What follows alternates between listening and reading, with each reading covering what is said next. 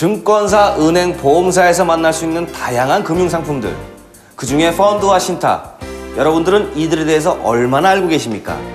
오늘 이 시간에는 우리 자산을 불려주는 금융상품에 대해 자세히 알아보고 유용하게 이용할 수 있는 방법에 대해 알아보겠습니다.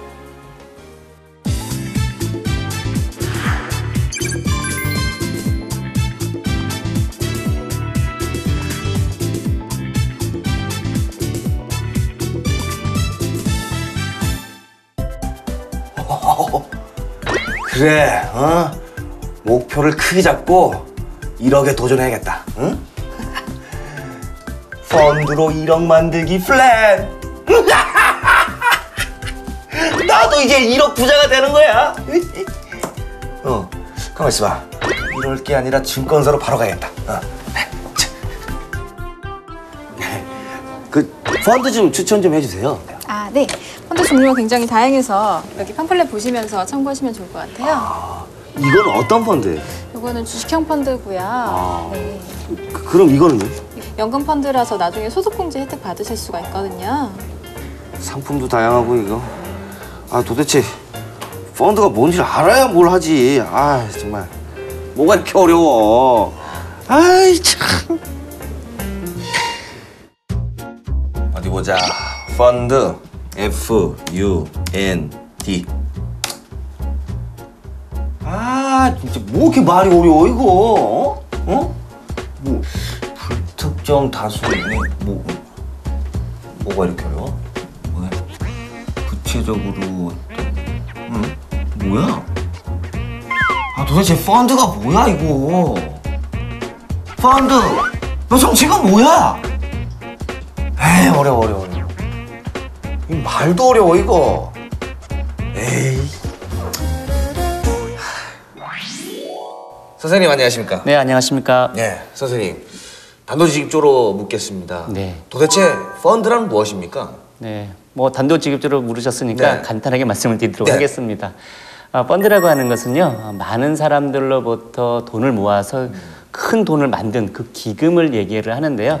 여기서 그치는 것이 아니라 이 기금을 우리가 전문 펀드 매니저, 그러니까 운영을 갖다 전문으로 하는 사람한테 맡겨서 그 운영 실적에 따라서 투자한 지분만큼 돌려받는 그것이 이제 펀드라고 보시면 되는데, 뭐 간단한 예로 이겁니다. 우리가 주식에 직접 하는 것이 아니라 주식을 투자를 할 때 전문 펀드 운영 전문가한테 맡겨서 그 운영 실적을 받는다.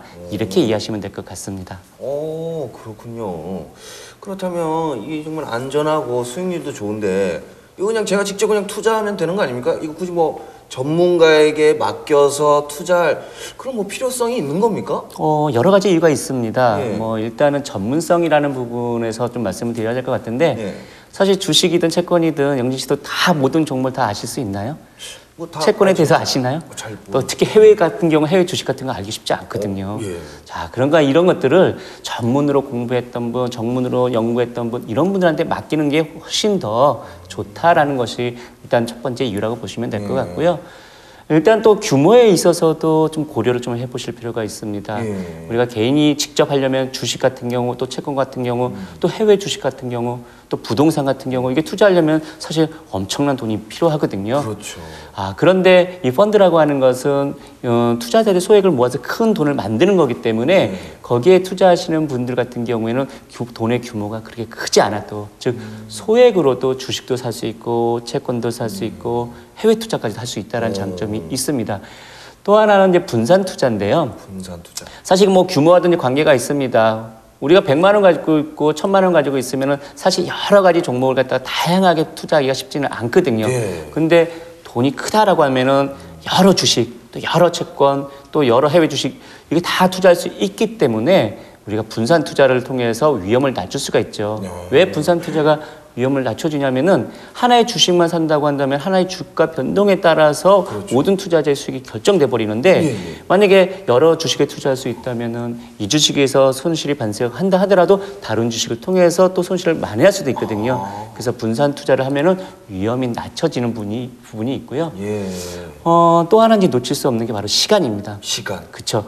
사실 우리가 주식에 투자하고 채권에 투자하고 그 주식이 가격 변동까지 다 보고 그것이 적정한지 아닌지 판단까지 다 하려고 하면은 사실 하루가 뭐 24시간 투자해도 한 달 내내 투자해도 1년 내내 시간을 투자한다 하더라도 사실상 다 알기 어렵거든요. 그렇죠. 근데 그것을 다른 사람이 대신해 주니까 일단은 일상 업무는 다 하면서 매니저한테 돈을 맡기고 그러니까 시간 부분에 있어서 상당히 펀드는 의미가 있죠. 그래서 이런 여러 가지 이유 때문에 사실 펀드를 통해서 투자를 하는 것이 가장 또 합리적인 방법이기도 합니다.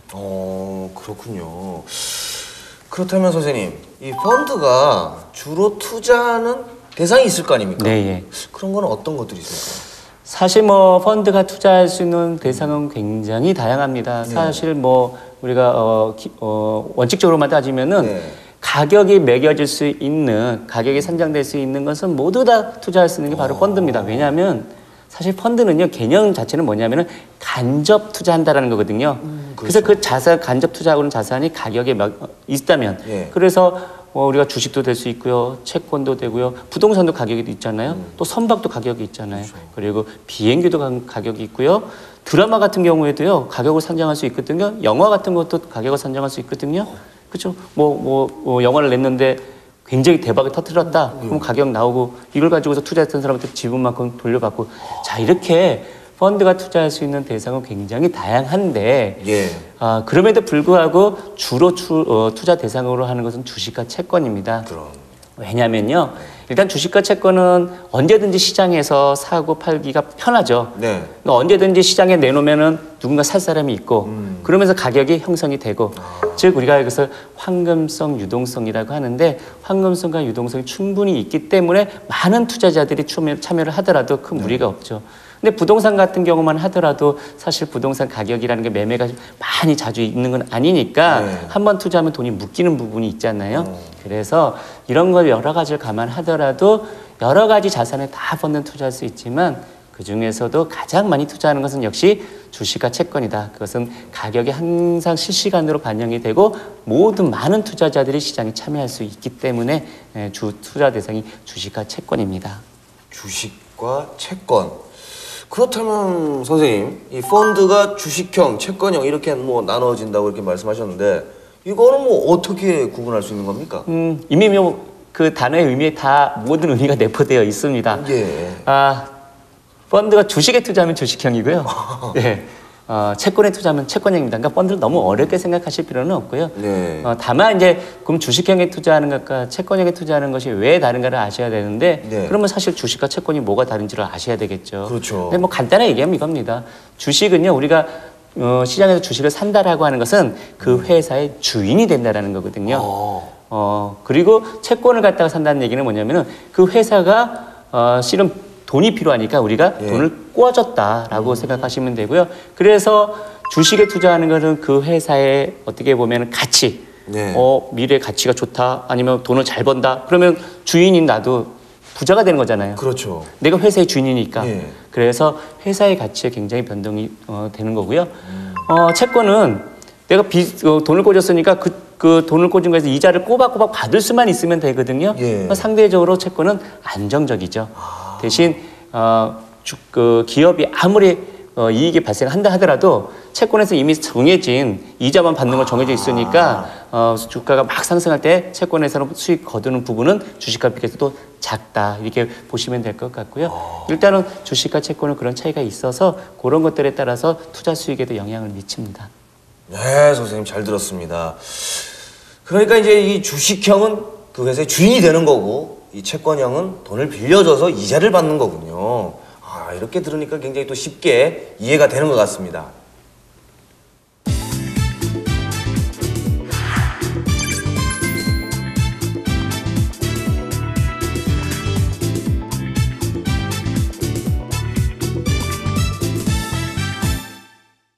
그래, 사람은 자꾸 배워야 돼. 뭐 배워야 뭘 투자를 하고 수익도 올리지.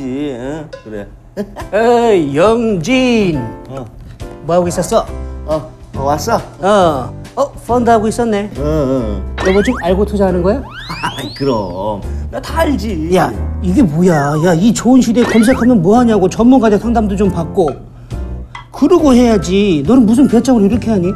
아이고 참 또 모르는 소리 하고 있네. 야, 내가 공부도 다 했고 전문가 선생님한테도 다 물어봤어. 내가 뭐 한 가지만 딱 물어보자. 어떻게 투자했는데? 뭘 어떻게 투자해? 아니 안정형이냐 성장형이냐 뭐 그런 거 있잖아. 아니, 너 펀드가 그냥 펀드 아니야? 에헤, 내가 너 그럴 줄 알았어. 너 또 하나만 물어보고 또 다른 건 안 물어봤구나. 그럼 어떻게 해야 돼? 지금 당장 증권 사러 가서 상담 받고 와. 너 이렇게 하다 큰일 난다 너. 증권사? 증권사. 여기, 야, 고맙다. 얼른 갔다 와. 이거는 내가. 자, 이거 다 이거. 채권? 어? 주식? 이건 뭐야? 하생? 아니 그럼 그게 끝이 아니었어? 아니 왜 이렇게 구분해 놓는 거야 이거? 어? 아니 도대체 펀드 구분 기준이 뭐야? 아니 가만있어. 아니 도대체 이 중에 나는 어디에 가입을 해야 되는 거야? 도와주세요 선생님.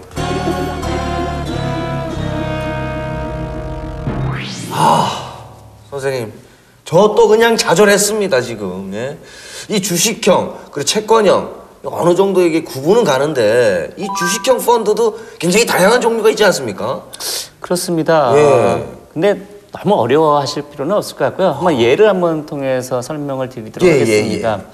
우리가 이제 주식형이나 채권형이나 이걸 나누는 기준은 뭐 이렇게 보실 수 있을 것 같아요. 지구상에 동물과 식물로 이렇게 나누는 라고 보시면 될 것 같고요. 네. 근데 동물 안에도 여러 가지의 뭐 파충류니 네. 포유류니 뭐 양서류니 여러 가지 또 나눌 수 있잖아요. 그렇죠. 그러니까 예를 들어서 동물을 주식형이다라고 한다면은 주식형도 이렇게 파충류 뭐 포유류 양서류 이렇게 나누듯이 주식형도 나눌 수가 있습니다. 그래서 뭐 해외 주식형, 국내 주식형, 국내 주식형에서도 뭐 성장형 또 아니면 배당주 아니면 또 인덱스 뭐 주식 혼합형 뭐 또 채권 혼합형 뭐 이렇게 여러 개 나눌 수 있는데 뭐 크게 이렇게 기준으로 보시면 될 것 같습니다. 주식형이 어디에 투자하느냐에 따라서 나눠줄 수도 있고요. 또 어떻게 투자하느냐 이거에 의해서도 나눠질 수 있고요. 또 어느 정도 투자하느냐에 따라서 또 펀드를 또 분류할 수가 있거든요. 이런 관점에서 본다면은 우리가 앞서 동물과 식물로 나누듯이 동물에서도 또 양서류, 파충류, 포유류 이렇게 나누는 것 같이 주식형도 이렇게 나눌 수 있다라고 이해하시면 될 것 같습니다. 그럼 방금 선생님께서 말씀하셨듯이 뭐 어디에 투자하느냐 따라서 뭐 달라진다고 말씀하셨는데 이 뭐 어떻게 달라지는 겁니까 그러면? 아주 간단합니다. 예. 국내에 투자하면 국내 주식형이고요. 해외에 투자하면 해외 주식형입니다. 우리가 어렵게 생각하실 필요가 없을 것 같고요. 또 해외 주식형 내에서도 중국에 투자하면 중국이고요. 러시아에 투자하면 러시아고요. 그것이 아니라 이제 브릭스라고 그래서 브릭스, 네, 요즘에 이제 좀 많은 분들이 좀 어려워하시는 것 중에 하나가 뭐냐면 약자를 너무 많이 씁니다. 너무 많이 써요. 네, 뭐 최근에 뭐 나오는 유행어 중에 약자도 상당히 많은데 저도 그걸 잘 못하거든요.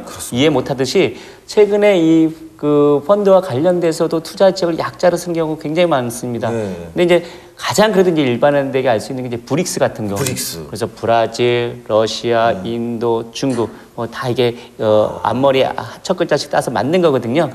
이것 때문에 어려워하시는데 사실상 어려워하실 필요가 없는 거죠. 그 나라에 투자하겠다는 거거든요. 그렇군요. 그렇죠. 그래서 이렇게 어디에 투자하느냐에 따라서 크게는 국내에 투자하는 펀드 또 해외 투자하는 펀드 이렇게 나눌 수 있습니다. 그렇게 나뉘어지는 거군요. 네, 예. 굉장히 쉬운 거군요. 브릭스 쉬운 거였네요. 그럼 또 뭐 어떻게 또 투자하냐에 따라서 또 달라지는데 이건 또 어떻게 달라지는 거예요? 네, 이건 조금 더 좀 어려운 분류 기준이 될 수 있을 것 같습니다. 예, 어떻게 투자냐? 우리가 국내 주식에 투자하려고 한다면은 많은 사실 분들이 이겁니다. 적어도 우리가 이제 종합주가 지수로 가거든요. 이제 코스피보다는 높은 수익을 좀 거둬야 되지 않느냐. 아니면 코스피만큼만 거둬줘도 행복하다. 뭐 이렇게 이제 생각할 수 있을 것 같거든요. 우리가 코스피 시장보다 더 높은 수익을 추구해야 되겠다라고 하면은 이건 액티브라고 합니다. 액티브 아주 공격적으로 운영하는 거죠.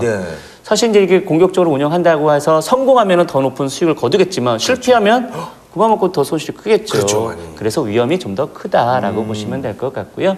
또 어떤 매니저들은 아니다. 우리가 장기적으로 보면은 우리는 시장을 이기기 어렵다. 그래서 우리는 시장만큼만 따라가면 된다. 그리고 어차피 시장이라고 하는 것은 계속 상승할 거니까 단기적으로 하락하기도 하지만 장기적으로 보면 상승할 거기 때문에 그냥 시장만 따라가면 되지 않느냐라고 하는 게 있습니다. 이것을 우리가 이제 인덱스형이라고 하거든요. 인덱스형. 그래서 인덱스는 지수라는 건데 지수를 따라간다. 그래서 뭐 용어로는 여러 가지 용어를 씁니다. 뭐 패시브형, 뭐 수동적, 뭐 이런 여러 용어를 쓰지만 하여튼간에 우리가 일반적으로 쓰는 용어 중에 인덱스형이다라고 해서 우리가 어떻게 투자하느냐는 바로 우리가 어떤 기준 지수, 우리가 따라가고자 하는 지수를 초과하기 위해서 노력하면 액티브형, 그렇지 않으면은 인덱스형인데 사실 뭐 이제 대부분 투자자들이 그래도 우리나라 투자자들이 가장 선호한 거는 그래도 한번 탁 해서 화끈하게 뭐가 되잖아요. 그래서 액티브형을 상당히 선호를 많이 합니다. 그렇군요. 네.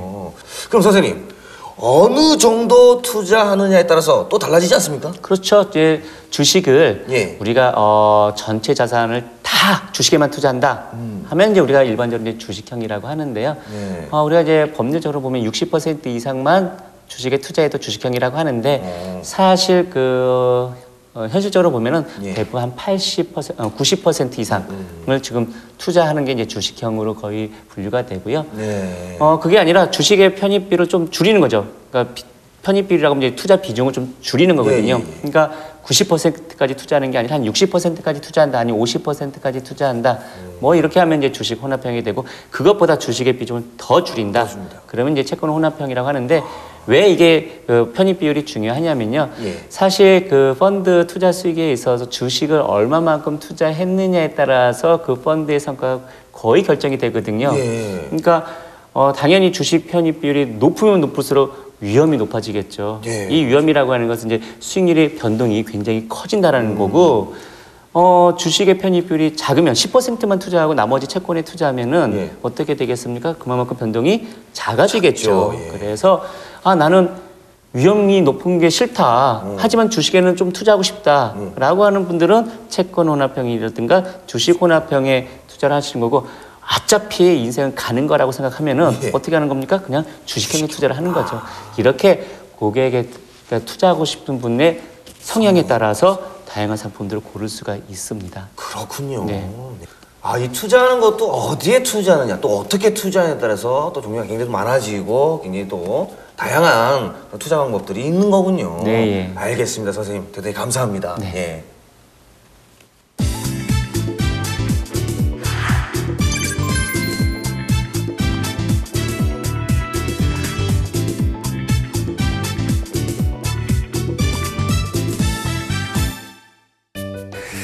자, 이제 공부도 했겠다. 펀드 구분도 할 줄 알겠다. 이제 본격적으로 투자 한번 해볼까?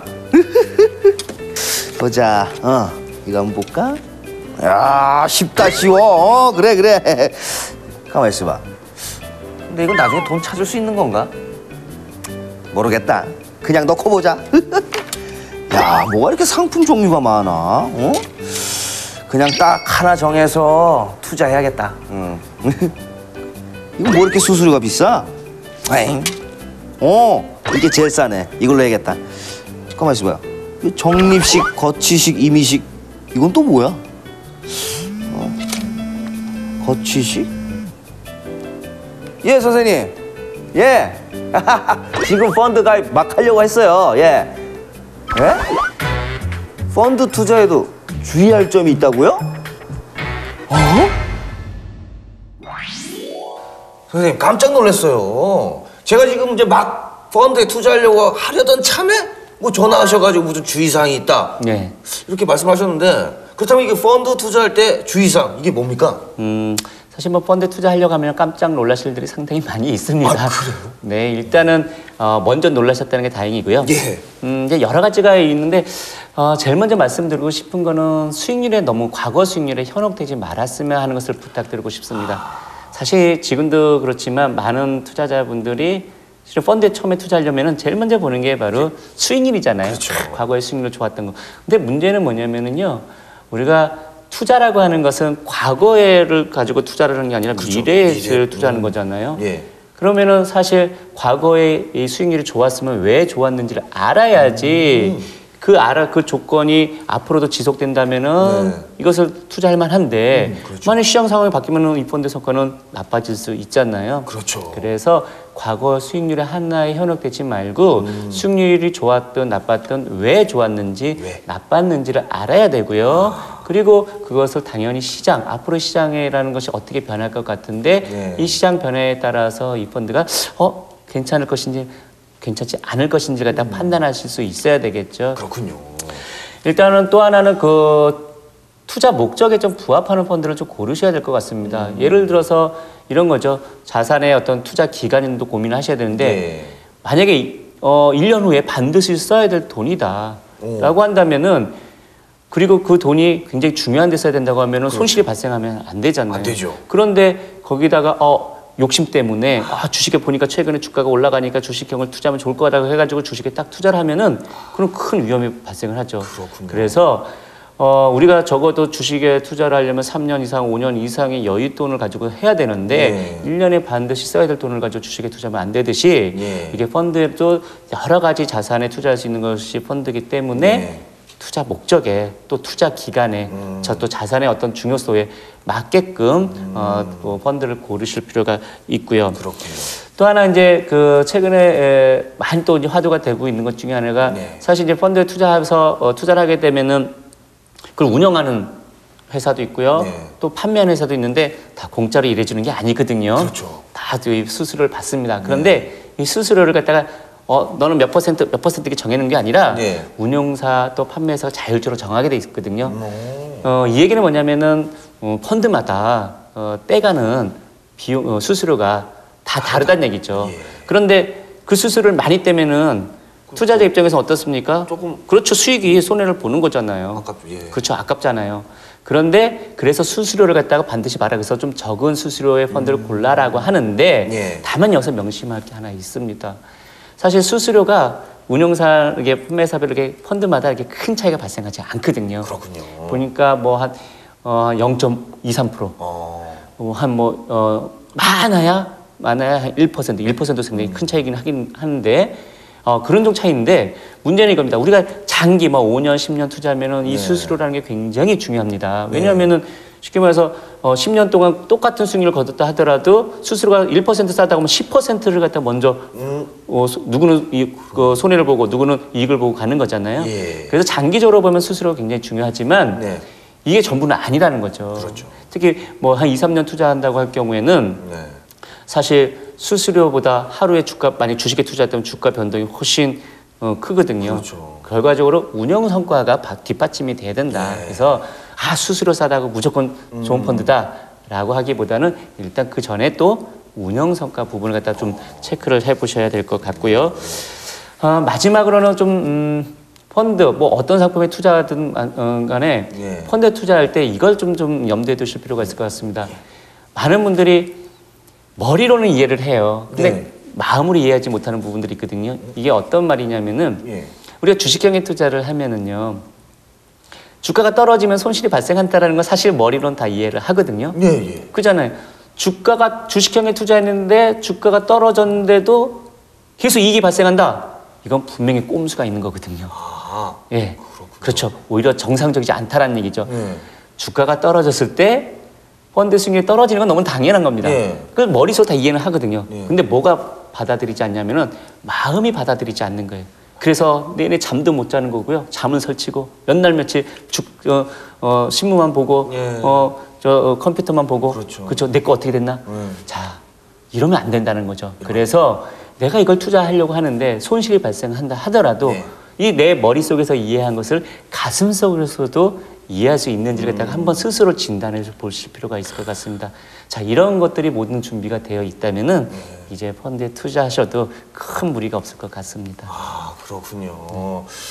펀드 투자 좀 이런 주의사항들이 있다는 거 오늘 확실히 배운 것 같습니다.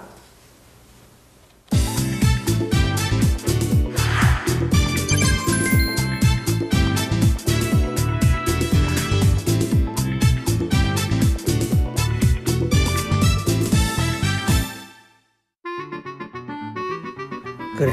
어때? 이제 감 좀 잡았어? 이제 투자 감 좀 잡았어. 그래. 그래, 나 박영진이 이제 투자의 신으로 거듭날란다. 자, 그럼 이쯤에서 내가 또 좋은 정보 하나 알려줄게. 여기 아무도 없는 거 알지? 이거는 고수익 상품인데.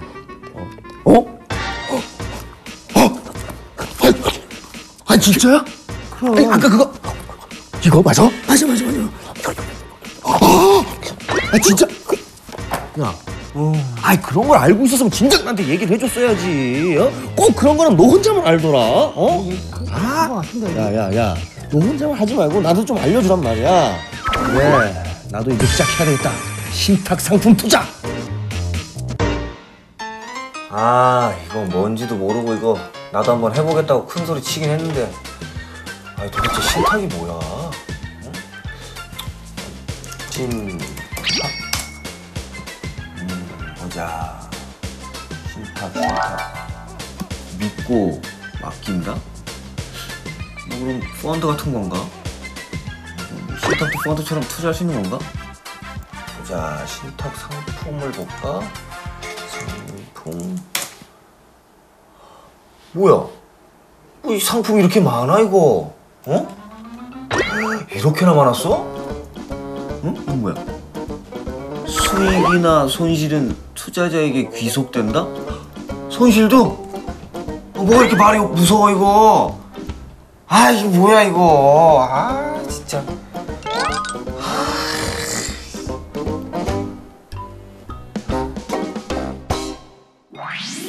선생님, 제가 친구한테 들었는데 네. 이 신탁 상품이라고 있다고 네, 예. 수익률이 좋다고 추천을 해주더라고요. 네, 예. 그래서 조금 뭐 알아보긴 했는데 굉장히 어렵더라고요. 네, 예. 선생님, 도대체 이 신탁 상품은 네. 뭡니까? 그리고 예. 뭐 펀드랑 신탁이랑 뭐 다른 점도 뭐 있다고 들었거든요. 예. 뭐 일단은 신탁을 글자 그대로 한번 풀어서 보면은요. 예. 믿고 맡긴다라는 거거든요. 믿을 시 맡길 탁 해서. 아, 믿고 맡긴다. 사실 그러면 펀드도요. 그렇죠. 신탁이죠. 아까, 믿고 예. 맡기는 거니까요. 예. 예, 그래서 펀드도 큰 신탁 범위 안에 들어가는 건데 신탁 종류에도 이제 여러 가지 종류가 있겠죠. 네. 그래서 금전 신탁이라든가 부동산 신탁이랑 여러 가지가 있는데 펀드도 사실 요 신탁의 큰 범위 안에 이제 들어가는 네, 예. 그런 상품이긴 한데 네. 우리가 이제 일반적으로 신탁이라고 하면 아마 이제 금전 신탁을 얘기를 할 건데 그럼 금전 신탁과 펀드는 어떤 차이가 있느냐? 예. 일단 뭐 가장 큰 차이는 이렇게 보시면 될 것 같아요. 펀드라고 하면은요, 네. 운영하는 회사랑 네. 판매하는 회사가 좀 따로 있습니다. 오. 물론 이제 운영하는 회사가 판매도 할 수는 있지만 예. 현실적으로는 거의 우리나라에서는 그렇지 않고요. 그래서 판매하는 회사라고 하면은 이제 은행이라든가 증권사, 보험회사에서 판매를 하는데 네. 사실 은행에서 돈을 맡겼다 하더라도 그것을 은행에서 운영하는 게 아니라 별도의 운용회사라는 데가 있어서 전문가 집단이 있거든요. 전문가 집단에서 운영을 하고 판매회사는 그 판매를 대행하고 고객을 사후관리 서비스를 이렇게 하는 것이 이제 역할이 좀 나눠져 있는데 예. 신탁이라고 하는 것은 이렇게 운영회사가 따로 있는 게 아니라 판매하는 회사가 운영까지 하는 거거든요. 그래서 일단 큰 그런 차이가 있고요. 이제 또 하나의 차이는 뭐냐면은 신탁은요, 예. 이게 돈을 맡기는 사람이 운영 지시를 할 수 있습니다. 나는 이거를 갖다 사고 싶어요, 이렇게 하고 싶어요라고 할 수 있는 게 신탁인데 반해서 펀드는 지시를 할 수가 없어요. 뭐 이런 거죠. 펀드 매니저가 자 우리는 이런 주식에 투자할 테니까 가입하려면 가입하세요. 그리고 대신 관여는 하지 마세요. 다만 우리가 이렇게 약속한 대로 운영을 하겠습니다라는 거가 있거든요. 그러니까 신탁은 돈을 맡기는 분이 운영 지시를 할 수 있지만 펀드는 그것이 아니라 펀드 매니저가 알아서 운영해서 사실 운영에 관여할 수 없는 뭐 이제 그런 차이가 있고요. 그럼 선생님, 그럼 제가 이렇게 좀 의견이 좀 반영되는 신탁에 투자하는 게 더 좋은 거 아닙니까? 지시를 할 수 있지 않습니까? 네, 예. 뭐 일면 이제 그런 부분에서는 좀 타당성이 있긴 합니다만 예. 사실 이제 그 신탁과 펀드의 좀 차이점을 조금 더 들여다 보면은 예, 예. 그래도 나름대로 펀드라는 것이 의미가 있구나라는 걸 또 아실 수가 있는데 일단 이렇게 보셔야 될 것 같아요. 그러니까 펀드라고 하는 것은 사실 많은 운영회사들이 경쟁을 하고 있거든요. 그렇죠. 반면에 이제 신탁 상품은 아무래도 상품군이 투자 대상이 좀 한정적이다는 부분이 있고요. 또 하나 이제 펀드는 운영 성과가 항상 이렇게 공시가 됩니다. 그리고 거의 매일매일 공시가 되고 어떤 것이 좋았다 나빴다라는 거 그리고 또 많은 상품들이 있어서 예. 사실 투자자들이 원하는 형태의 상품군들이 이미 다 구비가 되어 있거든요.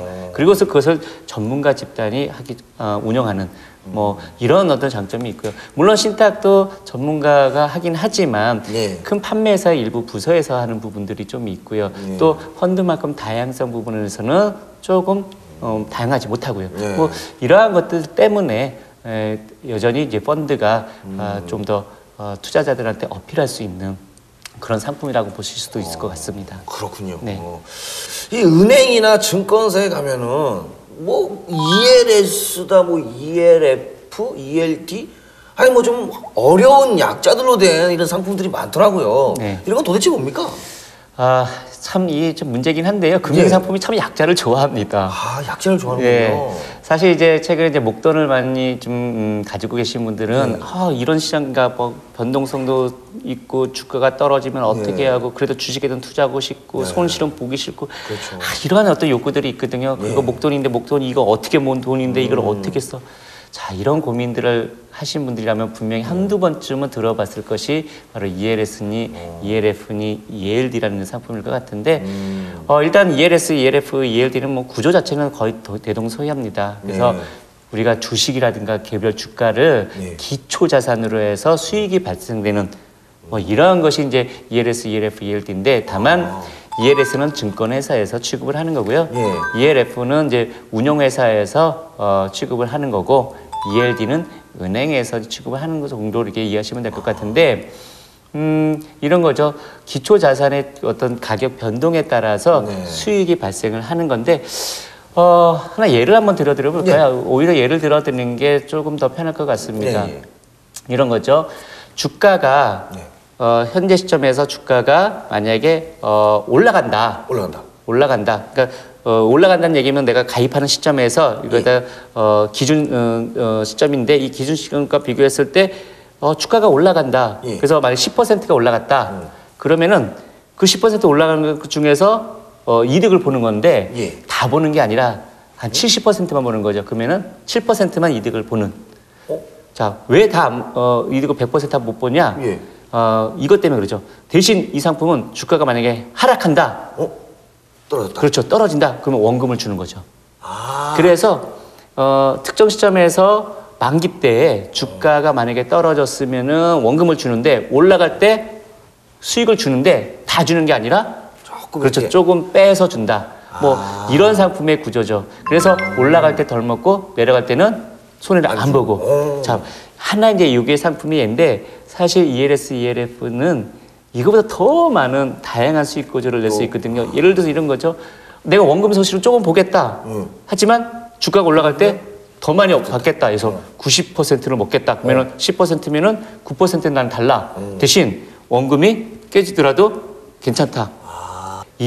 이런 ELS나 ELF 같은 경우에는 사전에 주가가 몇 퍼센트 오르면 얼마를 주고 떨어지면은 몇 퍼센트까지 손실을 본다 아니면 안 본다 뭐 이렇게 만들 수가 있는 거죠. 그래서 이러한 상품들이 바로 이제 ELS, ELF인데 그러니까 상당히 다양한 어떤 상품들이 나올 수 있으니까 투자자들 입장에서는 어떤 상품이 나한테 맞는지를 살펴봐야 될 그런 상당히 최근에 주목을 받고 있는 상품 중에 하나입니다.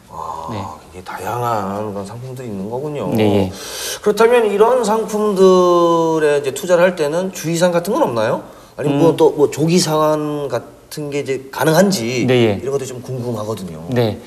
뭐 조기상환이라는 용어까지 쓰셨다면 상당히 이제 이 상품에 대해서 연구를 많이 하신 거고요. 조금.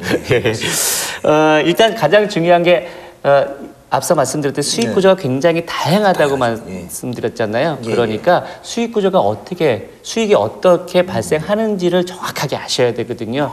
사실 우리가 2008년도에 많은 투자자들이 ELS 가지고 아니면 ELF 가지고 손실을 많이 봤었거든요. 왜 그러냐면은 만약에 주식이 이거 가입했던 주식이 그래서 40%까지 하락하겠어 라고 생각했는데 2008년대는 40% 이상 하락을 했거든요.